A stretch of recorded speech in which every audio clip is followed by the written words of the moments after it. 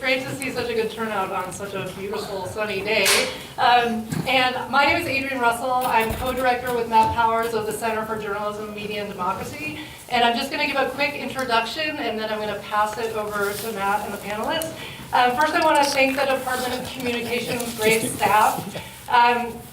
Sohee Kim, Jillian Cobb, Tommy Ferguson, and also Ron Tong, the center's research assistant, who have helped throw together this event in speed time and very smoothly. I hope everybody found the room okay.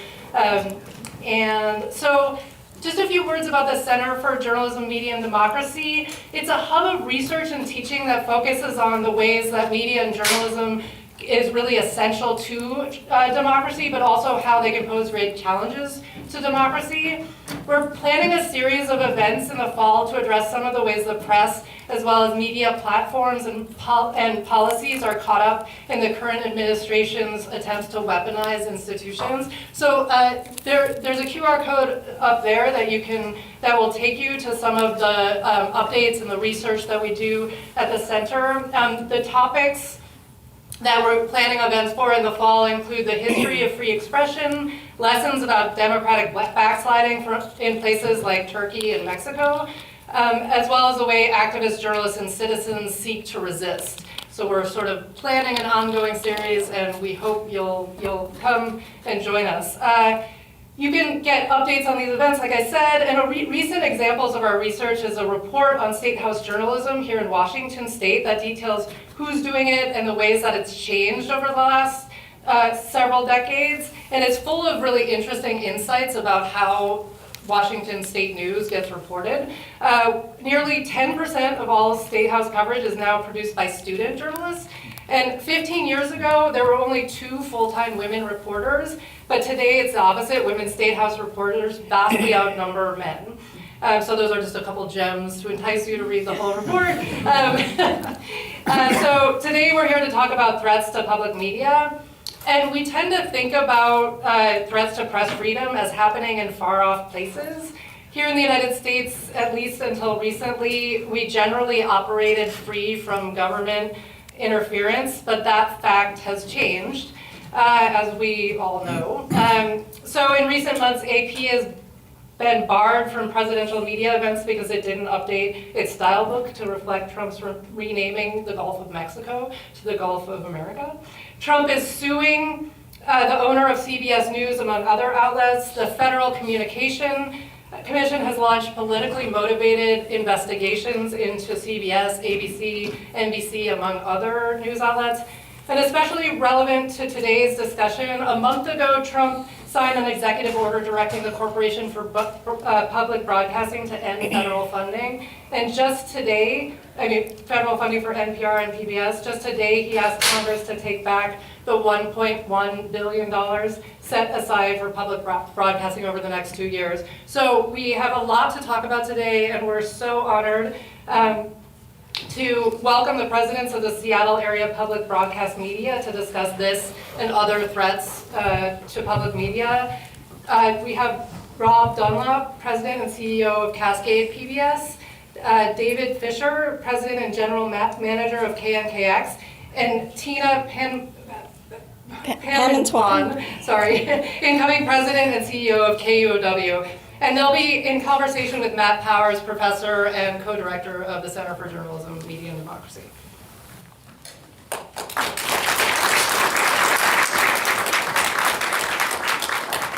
Thanks, Adrienne, and thank you everybody for being here. So I thought what we could do is we could have a conversation kind of in 3 parts today. First, trying to figure out what's happening.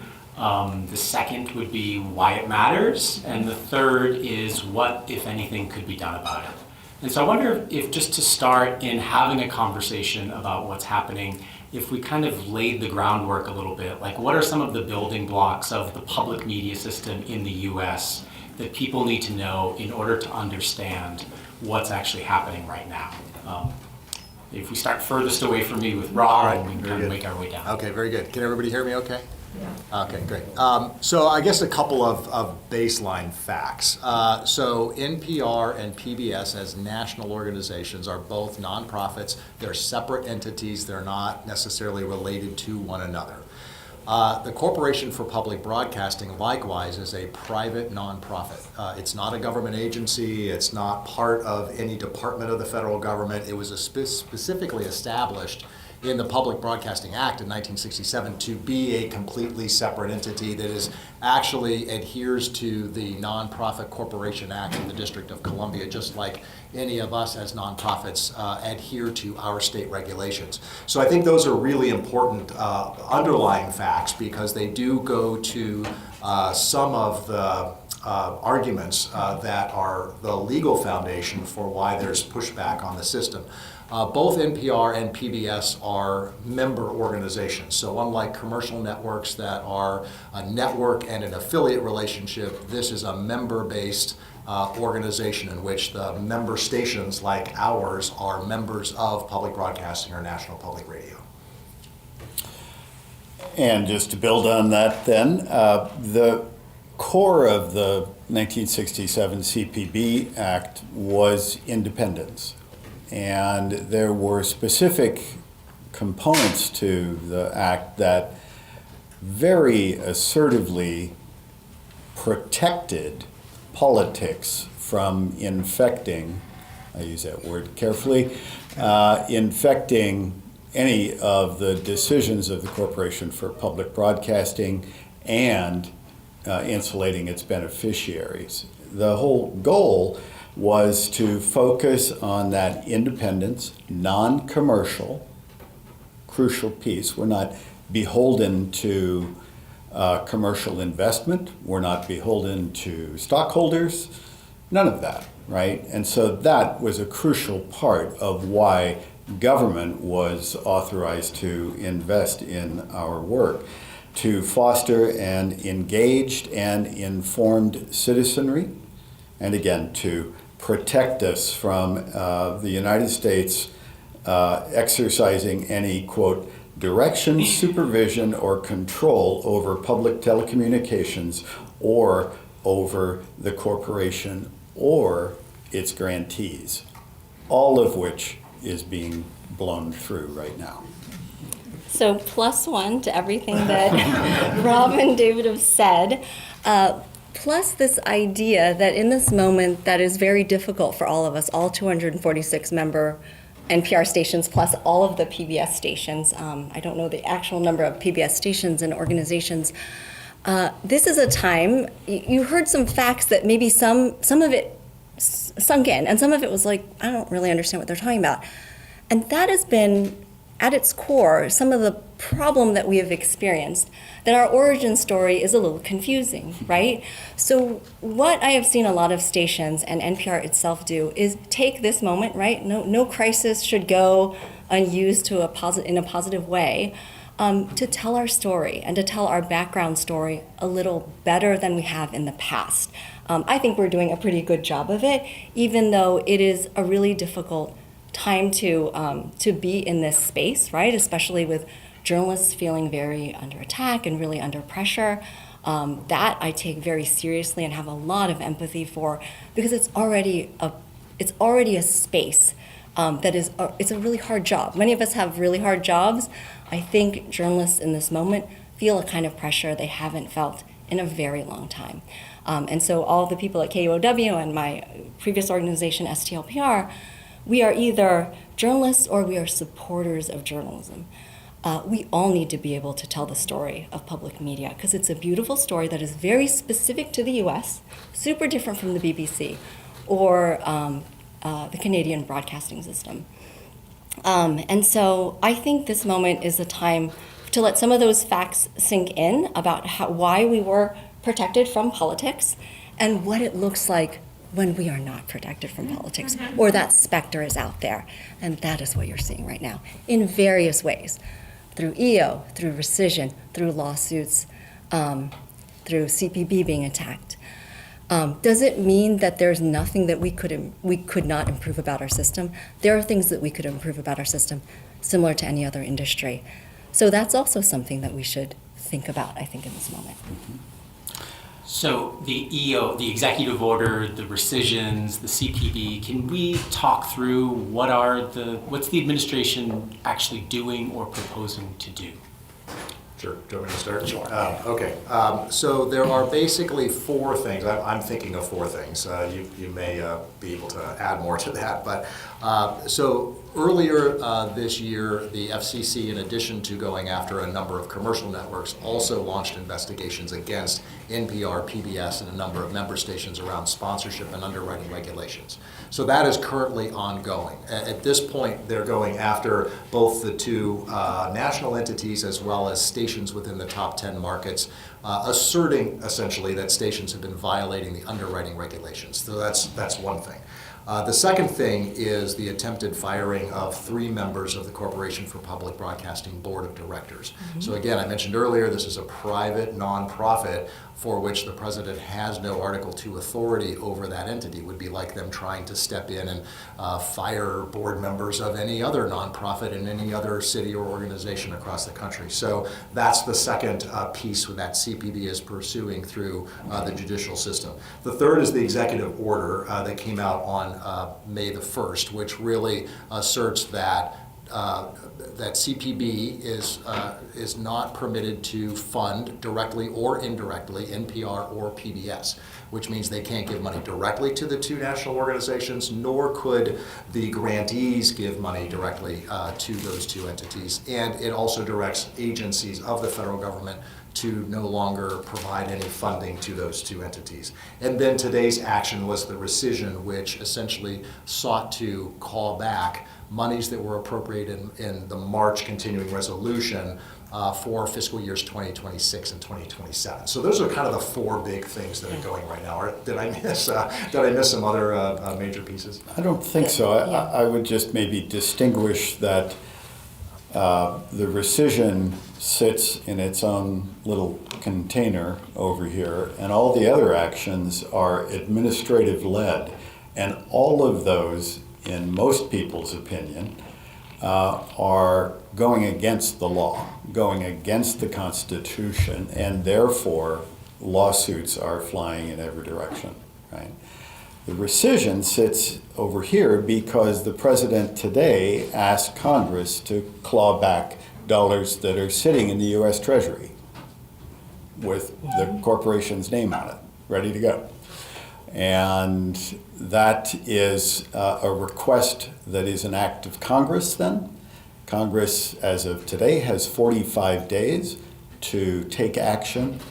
If it doesn't happen in 45 days, it expires and it's dead. If one house passes it and the other doesn't, it's dead. So it's not without its challenges, but it is an act of Congress, and Congress actually has the legal authority to claw back those dollars. The one amendment I'd make to that is the 45-day period is with privilege, which means it only requires a simple majority. Yes. Yeah. After the 45 days, Congress can still vote on it, but it requires a 2/3 hurdle. So it's considered to be dead after 45 days because the hurdle would be very difficult. Thank you. As does the appropriations, which Right, maybe which I'll is the cue you. yeah, the reconciliation budget we haven't quite spoken about. So that's FY28. Will there be any carve out for public media in that budget? And so rescission affecting FY26 and 27, right? And 28 is that, forward looking. And I think we are at this point. There are. I think something that is really important for the public to know is it's not that, we have known that these are possibilities, certainly since the election. We've been talking about the possibility of rescission for quite some time.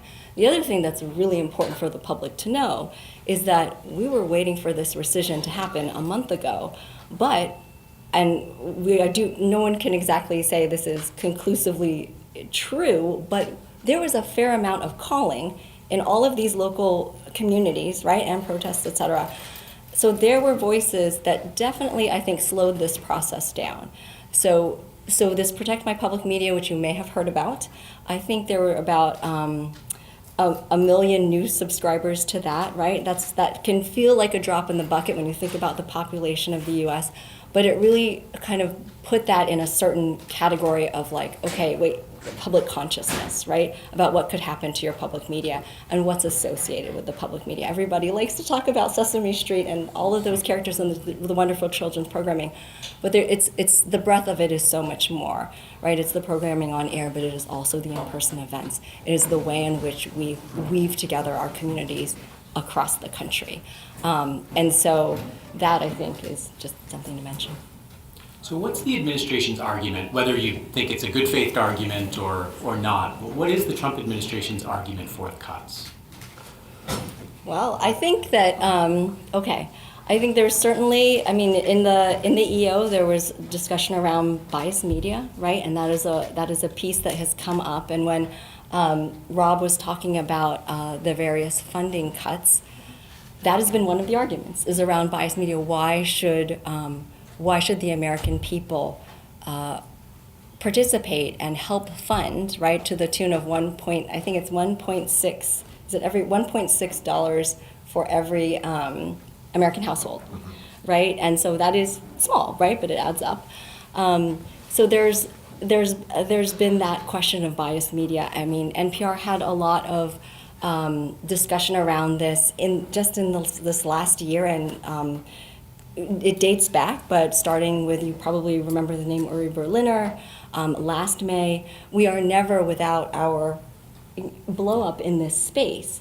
Having said that, when you look deep into the very mission statement of NPR, it is very much about not being biased, about being mission-driven for the American people. As somebody who has spent their entire career in public media, and specifically in public radio and education, I can say that I stand behind that.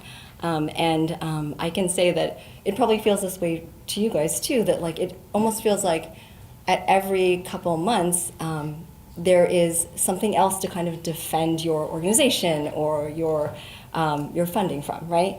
And I think that where I stand is that I believe in the integrity of the newsrooms that I have led and that I see across the public media system. Now, in terms of the argument, which was your question, I mean, it's around biased media, it's around this idea of woke journalism, and it's attacking other spaces that are very personal to people. It is tangled up in DEI as well, right, which is very near and dear to my heart. And I have chaired the NPR DEI committee for a couple of years now. And so you see it spilling into different directions, but it is very much around the biased media and media that what is considered, kind of like big media, major market media. I would say one of the other topics that keeps getting thrown out there is that there's plenty of news out there. We have access over so many different platforms and so many different voices in the mix. Why do we need to fund yet another set of platforms? Completely ignoring the independence, the commitment to journalism. So I would say that's a pretty aggressive argument. President is saying this a lot these days. We need to be funding more on the border and more in the military, so we're going to have to make some choices and make these other cuts. Again, undermining such a core component of our democracy. Yeah, I mean, I think they've captured it well. I think that there is a little bit of a difference. You know, PBS is comprised of a number of different things beyond news, as to some extent NPR provides other types of content as well. Our children's educational programming is really a cornerstone, essentially, of particularly early learning and trying to help kids be prepared to learn in the classroom. And so less than 10% of PBS's programming schedule is actually news-based. So much of our programming schedule centers on other things. I do think bias is the headline the president has led with, and his social media is filled with his complaints about both NPR and PBS. And honestly, those are Exhibit A for the lawsuits that have been filed by NPR and PBS, because we are specifically walled off from that kind of political pressure and influence. So when we get to free speech arguments or statutory, arguments in the legal documents themselves, his social media account is not helping him in this case. Yeah. Lots of evidence there, right? So, and maybe I'll just add, you mentioned CBS and the Redstone lawsuit that's going on now. Sherry Redstone is trying to put CBS on the sales block, and the Trump administration is suing CBS. That is sending panic through the financial system of CBS in their hope to sell it.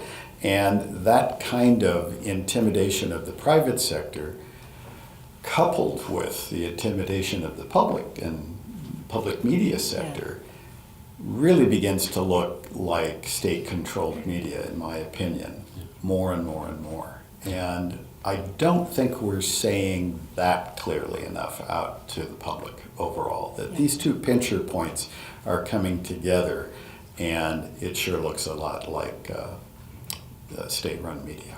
Which is what Elon Musk labeled NPR. That was another moment. We've had so many of these moments, right, that felt unbelievable, but they in fact happened. And it's been a short amount of time, right, in just the last couple years. And I just want to fact check myself. I said major market media, but I meant mainstream media. So it's the mainstream media and legacy media that there's this real push against. But within that, it's like public media is very different from, commercial broadcasters. So that to treat us like a monolith is pretty unbelievable, and certainly it doesn't bear out when you look at the history. Yeah. So Tina, maybe if we could start with you talking about the story of public media. What do you see as the role of local public media in Seattle, in the Puget Sound region? That's a hard question because I don't live here. Right.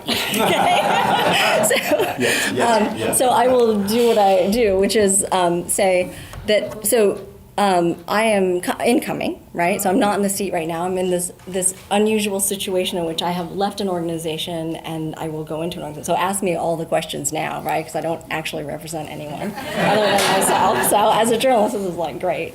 Ask her everything now. But I can say just generally what I feel in terms of like why I fell in love with the system is this. Because it both has the national scope, right, of NPR with your incredible national coverage, your incredible international coverage, right? Most NPR stations, by the way, also run BBC overnights, who have also that great cornerstone. As I like to say, a media organization built on an empire has people everywhere, and that's just the truth of the matter. And what I see there, so there, that's NPR, but then you have this local layer, right, of journalists across the country that sometimes file for NPR and sometimes don't. Very often they think they should get more stories on NPR. That's something that we're working on as a system. You get this local level of like connection and that ecosystem, and then you get the thing that I think NPR stations excel at, and that is connection to the community and the ways in which, and we saw this during COVID, when you miss that layer of community engagement, you're really missing something. Your NPR reporters, local NPR reporters, should be people that you might bump into at the grocery store, people that are known quantities. You may not know their face, right? But more and more you are because they're on all your different socials. But it's that, I think it is about presence. And it's about, I think that when I think of the dream of what public radio at least, and when I say radio, I mean radio, but I also mean the value system. I don't mean just the terrestrial signal. I mean all the things that we represent, which is we're on podcasts. I mean, the KUOW, great podcasts. We're on social, et cetera. We're a media organization, but built on our history of radio. What it is a place where the most essential Seattle regional conversations are taking place. But I would say the same thing about St. Louis. And I would say the same thing about San Francisco, the other markets that I've worked in. That is when we are at our best, because we become a place where we are actually discussing. And I do think, in any type of feedback in any part of your life, you have to see if there is a grain of truth in there, right? So is there any grain of truth around biased media? Any, even like a tiny bit, right? We have to be able to consider it. when we are doing our best, we are the forum of discussion where those issues come out and we can speak very genuinely to each other. And for me, that is the dream of a public media organization, that people feel like we're an institution to have those essential conversations. Just to add, KNKX, for example, has a broadcast reach that goes from Victoria, Canada to Portland, Oregon. And within that span of Western Washington is a really diverse set of community opinion, left, right, center, hard right, hard left. And our town square is a place where we can talk to each other and maybe learn, maybe disagree, but we can listen to one another to try to understand. And I think that energy and desire to seek understanding is at the core of what public media is all about. And we were talking about kids earlier. I'm trying to teach my kids a key phrase these days, for me at least, which is inquiry before indictment.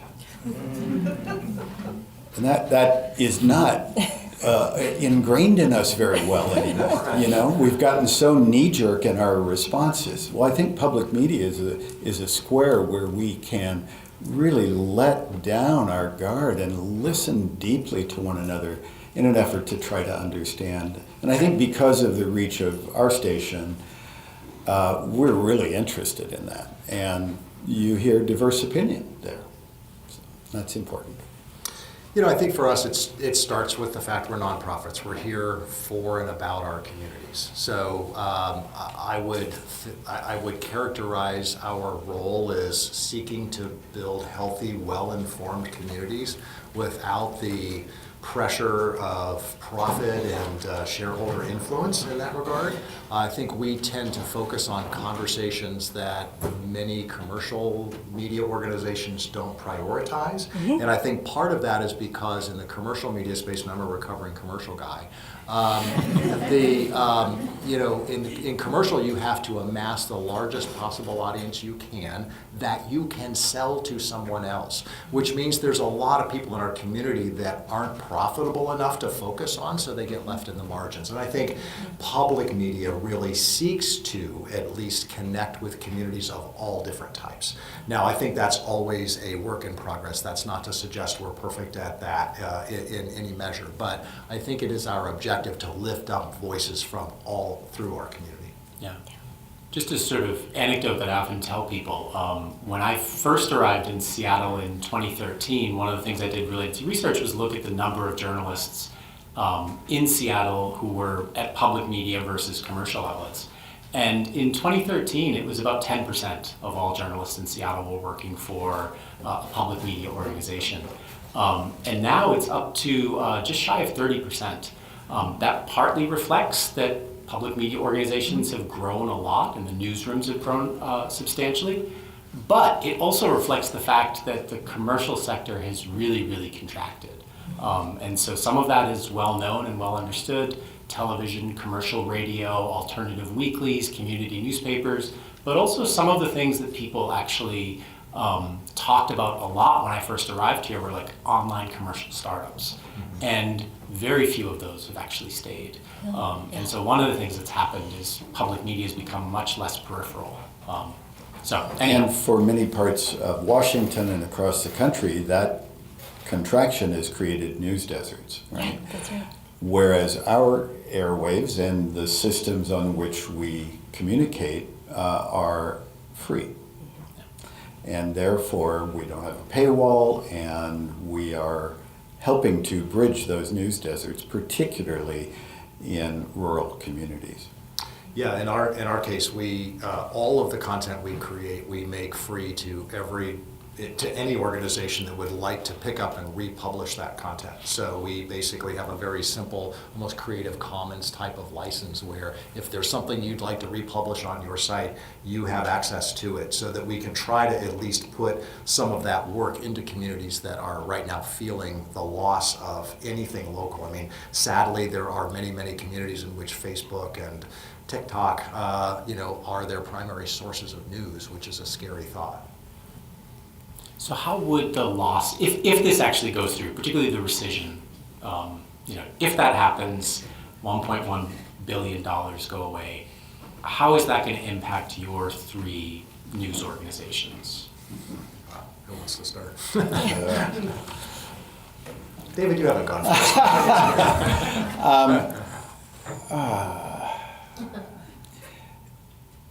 The biggest problem with the rescission is the lack of time to navigate. It's taking our navigation window down to 0, basically.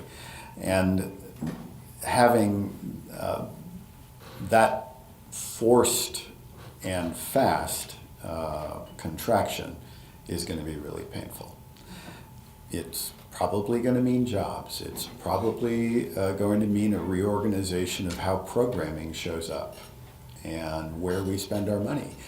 If that happens, it's going, as far as I can see, it's going to affect National Public Radio, not so much through their tiny bit of funding that they get from the Corporation for Public Broadcasting, but through the follow-up subscription fees that we pay to National Public Radio. I have sitting on my desk a contract that they would like to have signed in July. If the rescission happens, I have 7% less in my budget to fund that contract. Yeah, I don't know how to do that. I don't know how to square that. Sure. No, happy to jump in. So very much the same. I think that our national organizations are still going to be seeking to provide services to their member stations, and that is a large part of our programming makeup. And so we're still going to have an interest, certainly, in making sure that we provide that funding to PBS in our case. And so I fear that actually an outsized amount of the impact will hit at the local level, which I think would be really disappointing, but is a likely scenario. So looking at structures and status and so forth, I agree that the timing is very, very challenging. The reason the 2-year advance appropriations in place is exactly for the pipeline-related issues. It takes a while to get a program from concept into production, into prepared to air, at least certainly on the television side, maybe more so than the radio side. So that 2-year advance appropriation makes a big difference. We have shows that are already downstream in the production pipeline that losing that funding right away is going to be extraordinarily challenging. There are many communities across the country where this federal appropriation is a significant portion of their funding, and therefore, and frankly, these are in a lot of rural districts that are going to be impacted, where those communities will lose the last locally owned and operated and governed media entity that served those areas. And so there's a lot at stake that may not hit some of the large urban public media operations nearly as quickly as they will impact some of the more rural communities in our country. So I will say a little bit about what I think, what the impact will be for the public radio system as a whole. But before that, I'd like to invite Carrie to say a little bit about the organization at KUOW. So Carrie Swanson is our Chief Operating Officer. Thank you. So I'm Carrie Swanson, and since Tina is the incoming CEO, I am Chief Operating Officer and now the interim general manager of KUOW, and had been in public broadcasting for more than 40 years.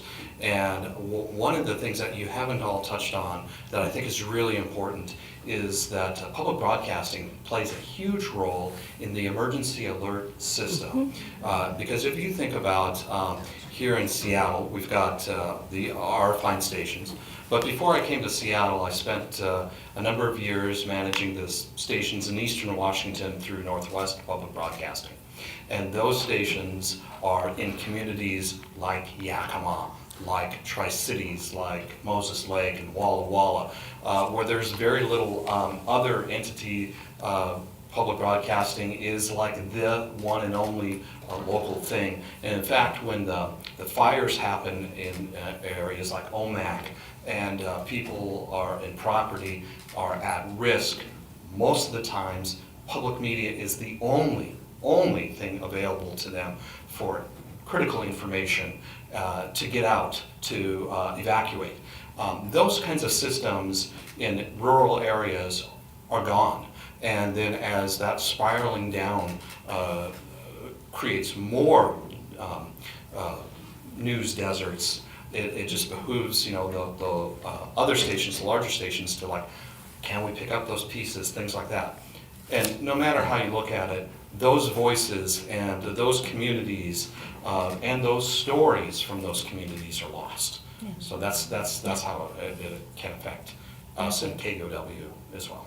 I think that's a really important point, Carrie. Thank you for bringing that up. And the one thing I would say along the funding lines associated with that is a lot of that money is already frozen. Right. So some of that money actually doesn't flow through the Corporation for Public Broadcasting. It flows through FEMA. We have some funds that flow through the Department of Education, but specifically that emergency alert money flows through FEMA, and that is absolutely frozen. There is nothing moving anymore. So the upgrade of the emergency alerting system across the U.S. is essentially at a standstill.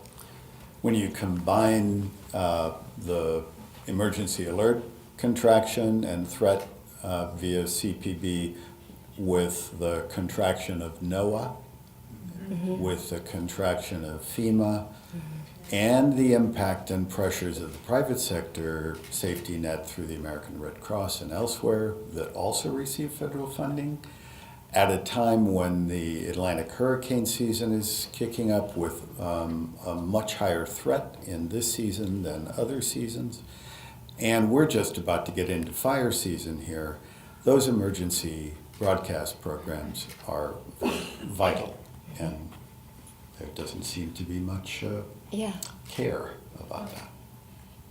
Yeah, thank you, Carrie, for bringing that up. I mean, I think that is a huge piece, the EAS system. And for those of you who will just have auditory recognition, it's, when you hear that, this is the emergency alert system, and you hear those little beeps or however you want to describe them, right? That is essential, and we are the backbone for that. The other thing I just wanted to mention is there have been studies around how many stations will go dark if rescission happens. I won't mention the number that some people, because it's speculation, it's not worth it, but it isn't a small number. So that's something that I think we're all thinking about. I think if that's not possible for our stations, we're not looking at that for our stations, it's not going to happen in St. Louis. I'm talking about rural stations. I'm talking about stations whose budgets come a very large percentage is from the CPB, because they simply don't have the population to, when you respond to our on-air calls and our emails, they don't have the population to pull out there, but they are vital because of exactly what Carrie said, the EAS system. Yeah. So I wonder if maybe then if we start talking about what can be done. So what alternative funding sources, what other options are available? How viable are they? Well, exactly. I think a couple things. I mean, foundations may end up playing a larger role. Some of you may have heard of Press Forward, which is a significant collaborative that would essentially provide funding support around journalism specifically. That would become a more important component, and these kinds of actions may cause the Press Forward initiative to shift how it thinks about the distribution of funding support as a possibility. But there aren't a large number of those kinds of foundations in this country that are oriented around this kind of work. So as much as I say that, I'm kind of grasping at straws a little bit where that's concerned. We are in Washington State one of just a couple of handfuls of states that actually don't provide funding to public media. Now, our state's got its own funding challenges in and of itself, but approximately 39 or so other states in the U.S. actually provide funding to their public radio and television stations, and that does not happen here.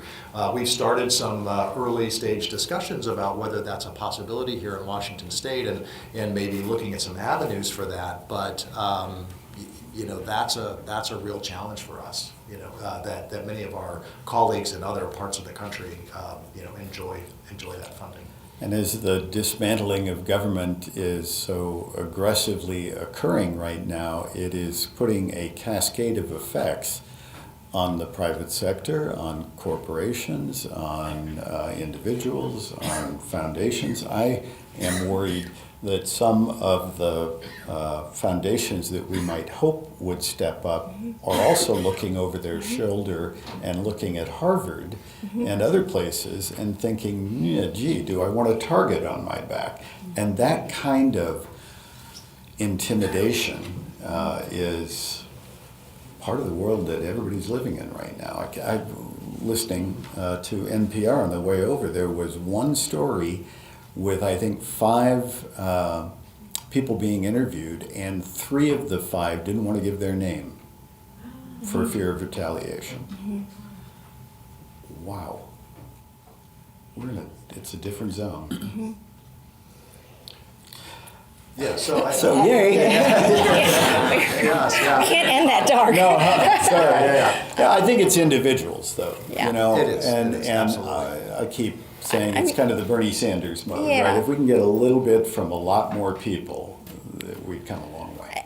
And I was very serious about this idea that like these movements where people are always telling you to call your Congress people, right? But it does have an impact. It We've matters. seen it have an impact. Rescission isn't a done deal. I think, again, it's about telling this story, right? Are we or are we not a society right now deciding what it believes about journalism and the Fourth Estate? We are that, right? Like that is what's in front of us. I would say journalism and public media have always been historically a difficult thing to fund for a lot of different reasons, because you could turn on a story and you don't really agree with that story for one reason or another, and so maybe you make a different business decision as a sponsor, etc. I have always found it to be a different type of thing to fund than the arts, though I know they have their own very hard road. But there is something that is it's why I love fundraising for journalism and being in this particular role representing it, because especially right now, I feel like it's such an honor and privilege to represent an organization, my previous one, this one that I'm coming in to represent, because we're at this really critical moment, a society deciding what it believes about free speech, about news and information, and what ecosystem we will have for the future. So it's, to me I've spent my whole career in this. Maybe I should go do something else. But, to me, it's like, this is about ideas. This is about having the conversations. So when I did move to St. Louis to be in a red state, right? St. Louis is very blue and purple, but in a red state, I wanted to have the conversations around bias, et cetera. I went for those conversations, and boy, did I get them. And I am thankful for that. It was a great education for me around the fact that, this country has different opinions. We are a very diverse country by design, and that is why we need the Fourth Estate. And why we need to focus on our values. Yeah. Right? And raise our values into the dialogue so that all this everything everywhere all at once isn't overwhelming us and making us numb. Let's get down to the core of who we are and what we stand for and be able to speak to that. And if we can bring people together and energize them around that, then maybe we can stand up and make it clear, this is not acceptable. Yeah. So really the 3 immediate things are, become a member if you're not. So we would encourage you to stop at one of our tables out there and join up if All you 3. are not a member. Yeah, that's right, join. You join push us a all. button on us and we pitch. Tina mentioned Protect My Public Media, which is a national effort to really make sure that our communities are informed about what's happening with public media. So if you go to protectmypublicmedia.org and sign up, then you'll get alerted to updates and information that's coming related to all of these related challenges. And then the third thing was, what was the third thing I was thinking of? I totally forgot about it. Prayer. Call your congressperson. Yeah, call your Yeah. congressperson. And to that point, that's- Tina said the rescission isn't a done deal yet, right? And just to get down to brass tacks on that, we're 4 to 6 members of the Republican Party in the House would prevent the rescission from happening. 4 members in the Senate would prevent the rescission from happening. And so I've been telling my staff, call your mother in Missouri. Call your uncle in Montana, and help them to understand why this is important. Yeah, I will say we have generally a very helpful delegation in this state, which is great. Our senators are very supportive. 8 of our 10 congressional districts are really strong. We've got 2 that could use a little help. So if you have interest in connecting with Congressman Newhouse or Congressman Baumgartner, those 2 offices would be really great places to let your voices be heard. Congressman Baumgartner is a freshman, he's never voted on these issues before, so we honestly don't know how he would side. But I think those 2 districts are the ones where we could probably use the greatest amount of support in this state. So I'll ask one more question and then we'll open it up and see if people have questions in the audience. But I guess the last question would be, if we were to come back 5 years from now, how do you hope to be able to say that public media responded to this particular moment? I guess I'll start with what I began with, which is that we got even better at telling our story. And the changes that we've made, that are possible to make around how we are organized so that we're more efficient, that we made those changes in the moment that just pressed us to make those changes, right? It's not like that wasn't in the pipeline already, but our history is so crucial to all of this. Many of these stations were student stations before, or they were community stations, so there's this grassroots, really wonderful origin story. But it is a diverse story with stations across the communities, right? NPR doesn't own any of these stations.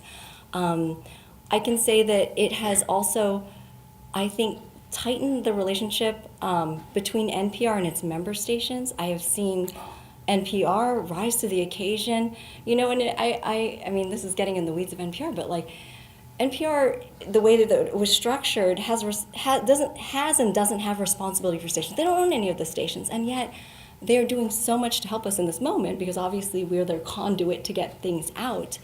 So I hope that it will refine the way that we operate so that we can be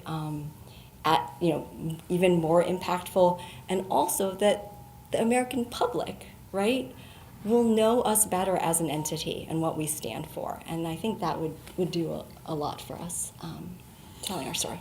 And I would say that in 5 years, the community would look and say, oh, public media stood up and reflected back who we are, what we believe in, not trying to tell us what to believe in, but reflecting who we are. And then by doing that, they allowed us to listen to each other better. They allowed us to get over division and really hear where we are together as a society and not divided. And that'd be a win, right? Mm-hmm.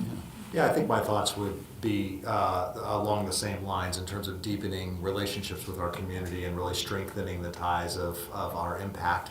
I also think there's an opportunity in moments of crisis like this for us to come together and think about new ways of collaborating, to reimagine the way we run our organizations that can Turn off your cell phone. They can create bigger impact for the community, so we get more out of what we have to work with. I'm sorry, I just want you to know this is the University of Washington calling to raise money. Swear to God. Well, it's not just public media. That's right.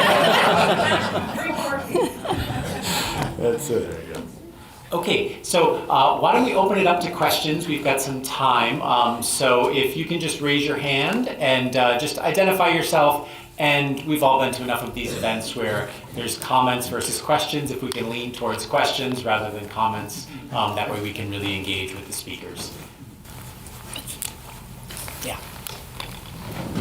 Hi, my name is Jody Sanford, and I'm at the the Evans School of Public Policy and Governance. I relocated here about 4.5 years ago from the great state of Minnesota, where there's a lot more statewide investment in public media, a lot of, as you all know, quite a big infrastructure there. And I've been struck, as you were talking, Tina, about the different history of public media in this part of the state, or this part of the country. So I'm curious if you could just reflect a little bit about that and how that makes us more or less resilient given these national forces that are trying to destabilize this infrastructure that in many ways I think was built for resilience because of the independence of local affiliates, et cetera. So I'm just curious about that and was interested to hear that there isn't state revenue that's currently invested in the state of Washington. Thoughts? Well, I mean, I don't think I'll talk first, even though so I'm not yet in the role, so I don't know in terms of the history of public broadcasting here in this corner of the country. I can say what I know, and one of the reasons I chose to come to KUOW is around the relationship between the University of Washington and the station.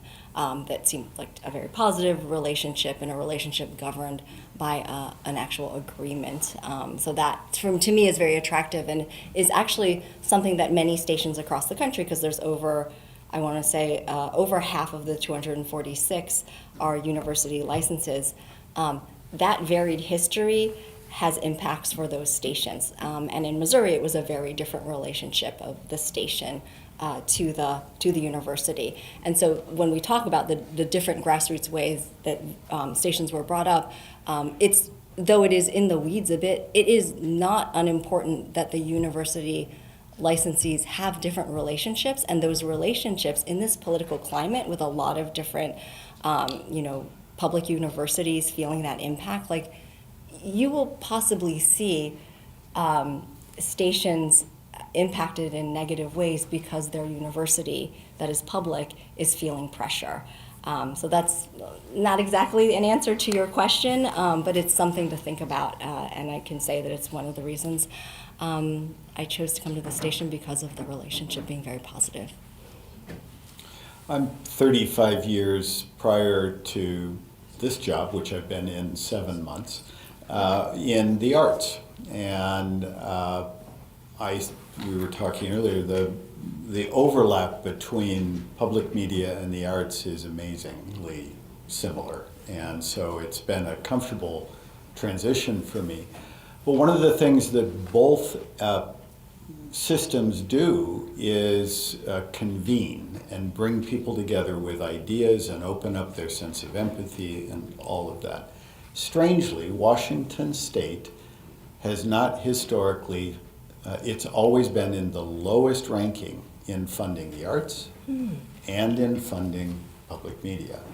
About 6-7 years ago, I was part of a team that pulled across the funding for arts system in the state for the first time. And so in King County now, there is Doors Open, which is generating $75 million a year, something like that, into arts that is brand new money, and it's going to be making a big difference.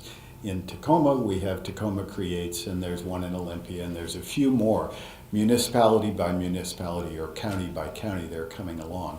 And that's what we hope to do in public media as well. Yeah, I think that, I can't speak to the history of why this state has never elected to support the public media operations here. Our operation is 70 years old as of last December.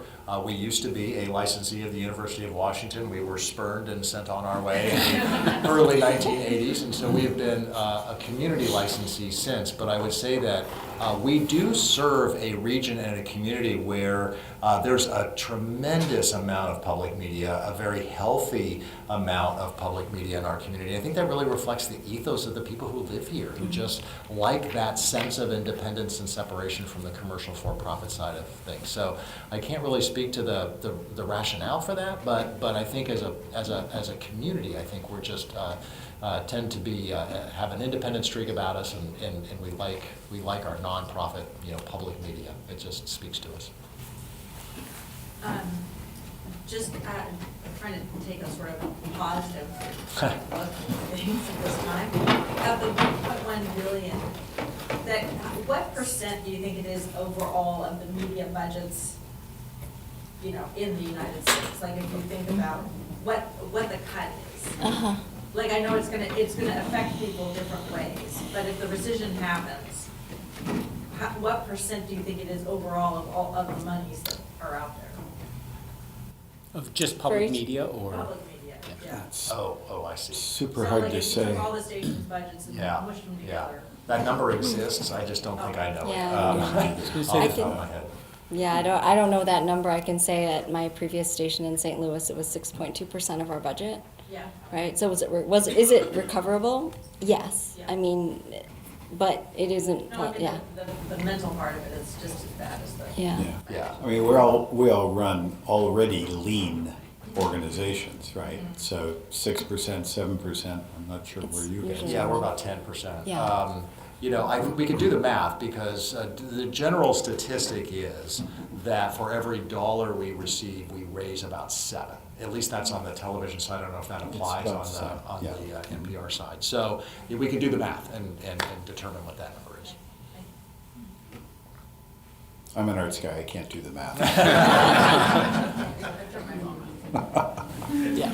Hi, I'm Monica Schengle-Jones. I'm at the Tech Policy Lab at the University of Washington. Thank you for this great panel. Like the NPR stations that I love, you're all very articulate and clear, so I just wanted to give you those kudos. And thank you, Tina, for choosing to move to Seattle. I feel very Exciting. reassured. KUOW is in good hands. I liked your comment, I think this was how you said it, that no crisis should go unused. And also that you mentioned kind of thinking around this attack on bias in media at your previous station in St. Louis. And I just wondered if you could share a little bit around what you did and how you respond to that in that context, in a way to ask, like, is a crisis an opportunity to reinvent? And what are ways that learning around like that thorny issue of bias in media brings you new ways of doing public media? So I'd love to offer that as a Yeah, thank you. That's a really big and good question, and I'll take it in parts, and you can let me know if I answered the question.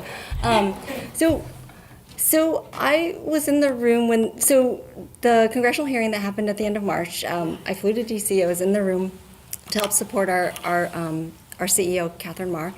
And, it was about 125 people in the audience, or the viewers, I would say, spectators.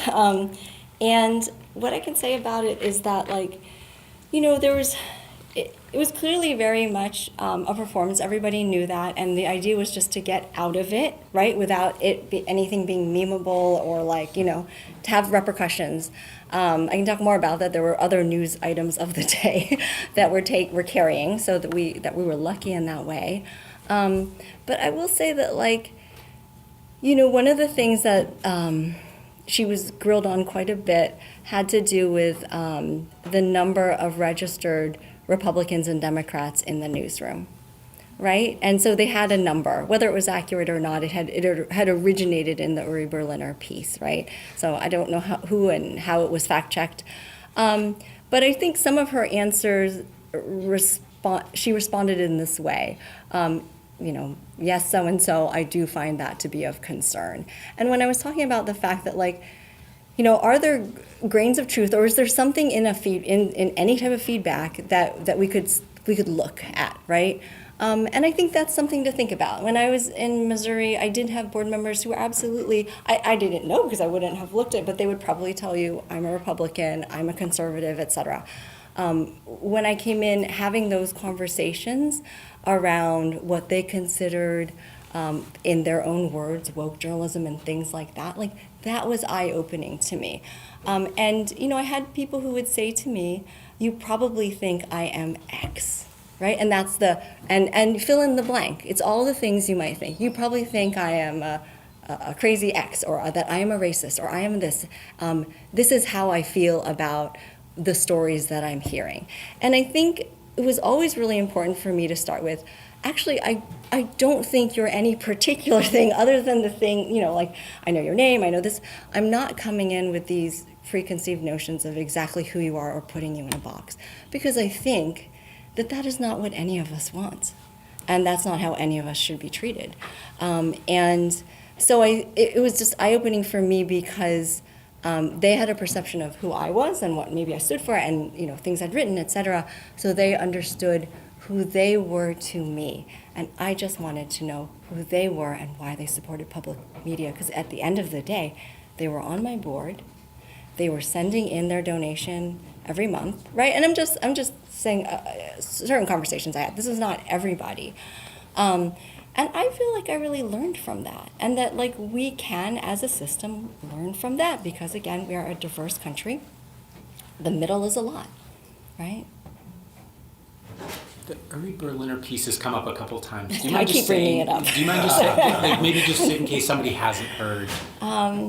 Yeah, do you want? I feel like He was a 25-year veteran, I think, of National Public Radio as an editor, and he wrote an op-ed piece that appeared in the New York Times first, maybe? I'm not sure where it appeared first. And it criticized NPR for bias that showed up both in the reporting, the editing, and in the frequency of how many times a particular story would be played or followed up or pursued. And I would say he struck a big chord in the country. NPR ended up losing somewhere between 15 and 20 million listeners in the wake of that dialogue. And that hurt. Hi, my name is Rosa Zan. I'm a journalist and just moved here from New York City just 5 months ago. So I'm very new to Seattle and very excited to be learning and have events like this. And I wanted to ask you a couple of questions. Tina, you said in the beginning that there are definitely things we can improve about the system or our system. Yeah. And I really wanted to hear, like, what do you think those things are? And yeah. another question Yeah. for David. You made this, quite a start, I don't know, prediction forecast, but it's looking more and more like we're turning into a place where we have state-run media or, state-controlled media. And as somebody who grew up in Russia, where I spent my childhood, and I worked actually for RT at the beginning when it was launched, that really strikes home. And I see that too. And, as we kind of, a lot of us suspect that Trump does have a tendency to like the dictators of this world. And he is probably very fond of this idea of being able to control the media. Like, how can we draw more attention to that? That this is where we could end up. Or, how could do we need to be, or are we going to be more alarmist if we, say things like that? So, If I probably wouldn't have tiptoed into that a month ago. But I think in the last 30 to 60 days, the actions are so aggressive, and not just in public media, but in so many different directions, that the combination of direct action, aggressive action, intimidation, the sense of retaliation, it's kind of undeniable. And I think we have to be able to call it as we see it. And if we don't, we're complicit. And I think that's where we have to stand up. thank you. Yeah, because there's been, that's one of the things that Putin did when he came to power, basically just took control of, whatever media was in Russia and really got rid of all the independent media outlets or took control over it. So it is very chilling to kind of see and hear about. And just think that this could be happening here is really strange. Yeah. I'll just add that this story, we've seen this story many times around the world through history. So it's not new, and I think part of it is like, because people are stunned, right? But at the same time, like, what does it take, right? What does it take for us to get to that level of realizing like that we're in a direction that many of us don't want to be going? And I think we understand that, but sometimes I think it's when it hits your personal life, that's when you feel it. You know what I'm saying? Like when something really is taking a chunk out of who you are or who someone you love is, right? I've had friends that have been deported. Then you feel it viscerally, and I don't know what it's going to take. It's been, I mean, I feel like we should be at the level, but Right. you know. And I will say that my own family's history is tied up very much in kind of a total blackout of media in the Philippines. So this is a history that I feel like my origin story and many people's origin story in America, because of the fabric of different nationalities and countries of origin that we've seen this before, right? So there's that, and you had a question too that was different. Yeah, the other question was, you said there are some things that we could be improving about our system. Yeah, I would say one thing that, we have this national network of local journalists that sometimes our stories are on the national network and sometimes not. I think that probably we could be leaning a little bit more on that. That may happen. These are some of the, when I talk about when you're in a position and you start to make changes that maybe you already are on the road to making, but in this moment when there's like a time crunch, maybe they will be made sooner. There's that. There's leaning on the local networks of journalists. I can say the regional newsrooms, I've seen them flourish in this time, and the need for regional newsrooms. So we have, is it 7 now within NPR? Because we've recently added a few more. Gulf States, Mountain West. Right. So I was part of the Midwest Not Hub sure. when I was in St. Louis.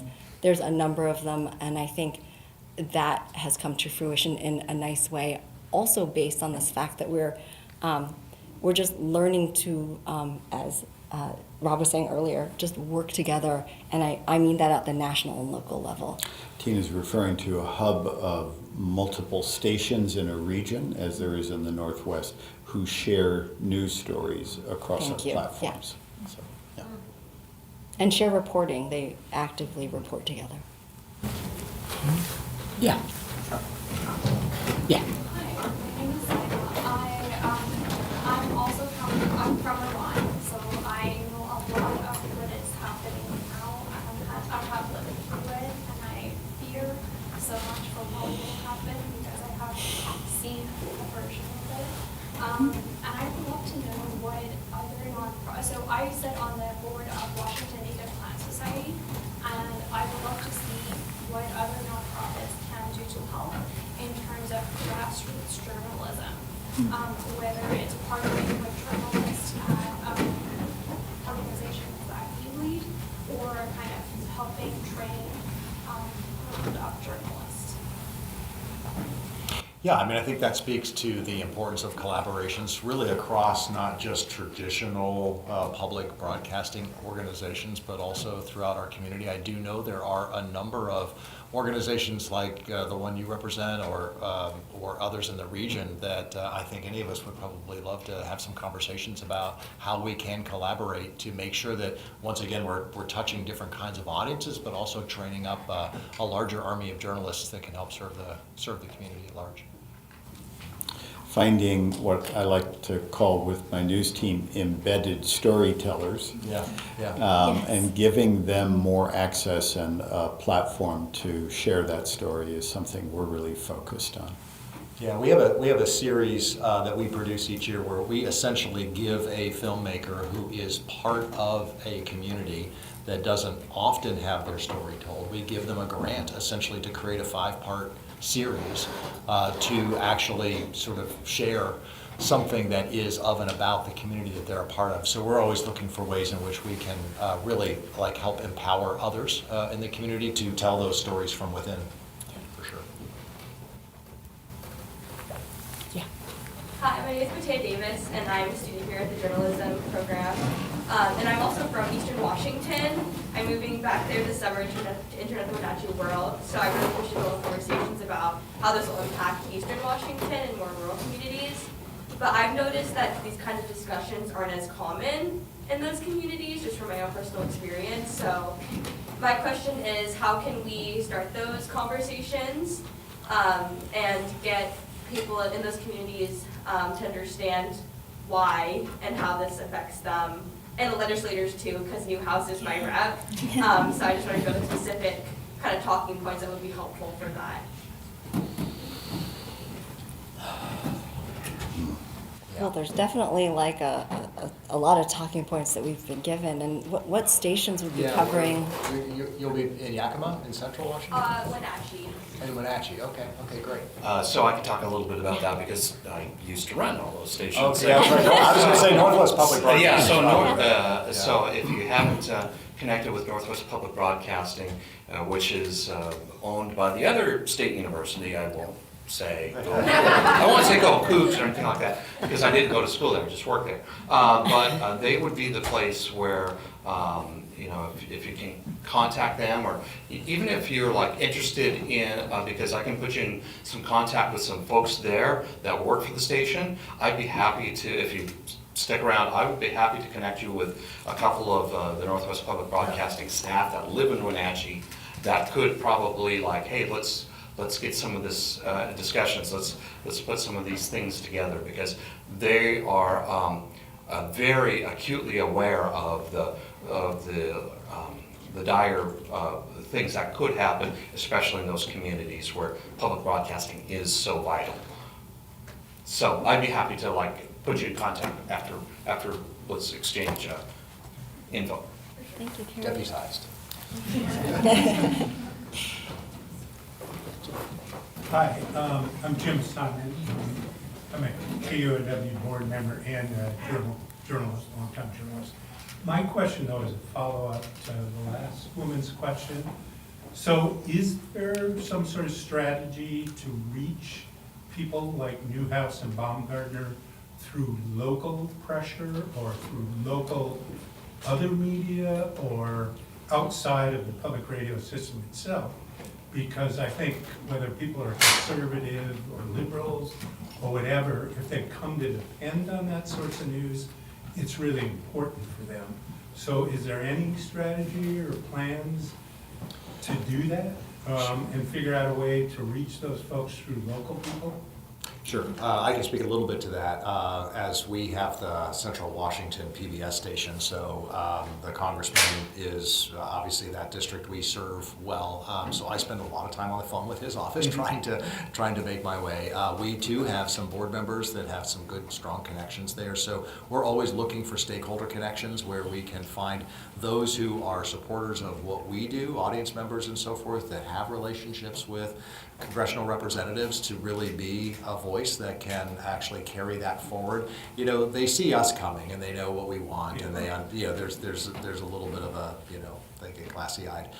So to the degree that we can, draw upon our viewers in that area, or listeners, as the case may be, and perhaps those that we know support us, and maybe also support them in terms of, because let's face it, they're all fundraisers also. They're all trying to go to their community and raise money in order to continue on in their positions, and so oftentimes there's some crossover there, and that crossover can actually be, really valuable in terms of finding places where there's common ground and advocates on both sides that support both what the congressman in this case stands for, and obviously they're supporters of our work. So, we take a look closely at kind of the relationships and associations we have there. I'm in some contact with my counterpart at KSPS, which is the Spokane PBS station, really, which is the seat of the Baumgartner district. And so, and I don't know if you guys have those relationships as well, sitting in his district over there in the 5th, but that would be the same approach there. Yeah. Hi, thank you. My name is Erica. I'm a PhD candidate in the philosophy department here.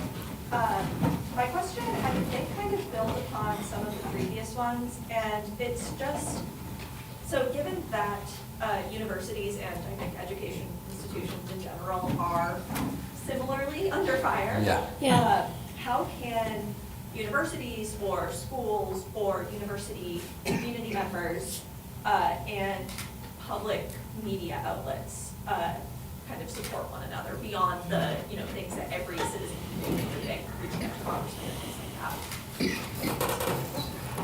Yeah, that's a good question. It is a good question. Well, I will say that I am one of the areas that I'm very just professionally but also personally interested in is this space where we overlap very specifically because universities and colleges are the license holders for over half of the NPR station system. And those relationships run the gamut from incredibly supportive to the opposite of that, right? And so there's no one size fit all. I think what's really hard is that universities and colleges, and especially public universities, because they've already been under cuts for other reasons and enrollment, et cetera, like they're already in a space that is pretty tough. So the priority may not be, for very good reason, the public media station. So very often, it depends, because some of these stations started out as student stations, others did not. They were always in public broadcasting. I think there can be a space where we are helping in public media, helping to support, whatever office the public media organization falls under, so that they understand better what this asset is and that they see it as an asset. And so we could be both advocates to those universities and colleges, because one of the things that often happens is that the way in which we operate as essentially like a small organization within a larger organization, the funding year is different, the way we fundraise, et cetera. There are just many very boring work processes that don't match up, that are just in the weeds and also, but really, really important, right? Because they're the ways in which we function day to day as an organization. I think there can be some support within the public media space because we've never really addressed it system-wide. And that is actually something that I am trying to work on in different avenues. And I've been to 3 this is my 3rd university or educational licensee. And so that space is just a book that can be opened, and it will impact over 130 stations across the country. So it's not a small number.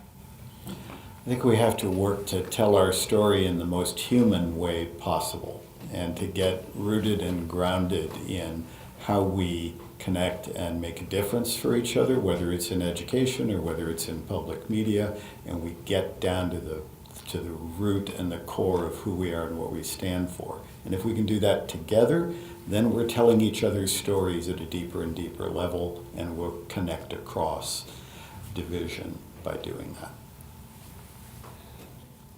Can I answer Jim's question a little bit more, though? I know you were talking about local, how can you get local people to talk to your congresspeople? So that's the Protect My Public Media, et cetera. But also as representatives of our stations, we do lobby, and we have the opportunity to do that once a year. And as a board member, I do it twice a year. So there is also that. We do meetings on the Hill. Mm-hmm. We just finished a big day in mid-April, where in one day public radio had 200 meetings on the Hill, and then a week later we do the same. Public broadcasting had theirs. So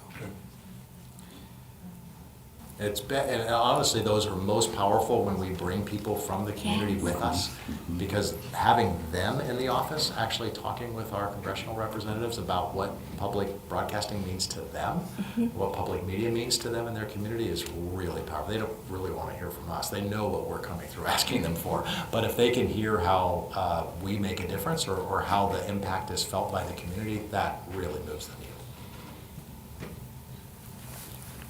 I know, my name is Deborah, and I'm a community member.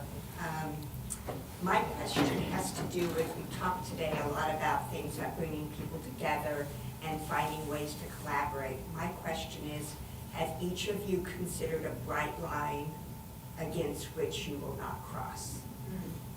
For collaboration? For collaboration with, No, sorry. thinking about law firms and what they had to do in order to reach an agreement. Is there a level at which you cannot find agreement, you will not cross? KNKX is an independent station. We have no obligation to anyone except our listeners and the community that we serve. And therefore, bullying and intimidation really isn't going to get us anywhere and move us. So I don't think it's a bright line. I think it's just, that's who we are. Yeah, I think that's true too. And this is how we operate, and we're not really interested in being manipulated or intimidated. I think we've been showing up this way the whole time, actually. I don't think that we are like now at a precipice and now we're not going to jump. It's that, I think it's at the core, and if you go back to the founding mission statements of both PBS and NPR, I think you'll see that, like, I mean, from the moment that this has been a question and throughout our histories, like, we've kind of always shown up in this way. I don't think the stakes have ever been this high. But that is why I say I think it is, like, I feel lucky to be in this moment, because it's like, it's exhilarating, and I don't mean that to, like, it's exhilarating in the sense that you can double down on the things that brought you here to the first place. And it's a good reminder, right, of like why this media matters. So like, I don't feel like we are being pushed and now suddenly like we've got to fight back. I think that we have been stating our case and telling our story for a long time, and we're getting better and better at it. Yeah, I don't think there's a circumstance in which we would compromise our integrity or our values or our ethics. Period. Full stop. I think we have time for one more question. If there's... Can I still just add one other thing, is that one of the deep pleasures of doing this work is that you represent a bunch of people who feel that way. Yeah. I mean, that is why I like working with newsrooms, and I came from the newsroom as a journalist. It's like, you know, it is like a privilege to be able to lead people who feel so deeply, like in their DNA, a sense of mission, integrity around the work that they do. And so, like, they wouldn't have it any other way. They wouldn't let us, right, do it a different way. Yeah, last question. Okay, I'm Peggy, and I'm from Seattle, okay, but my question is, and I've been thinking about this a lot.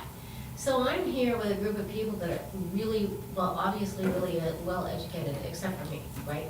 So what I want to ask you is, you're talking about communities and appealing to communities, but there are a lot of people out there that, I don't want to say, how can I, well, it's about community to people who don't think like me. Does that make sense? So you want to reach them and broaden their viewpoints, but not, I don't mean, so this is why I waited to the last, because it's so hard for me to express what I mean about kind of meeting people that have a different way of thinking than I do, or a different educational background, or a different, and if sometimes I feel when I listen to stations like NPR and things like that, that sometimes those people do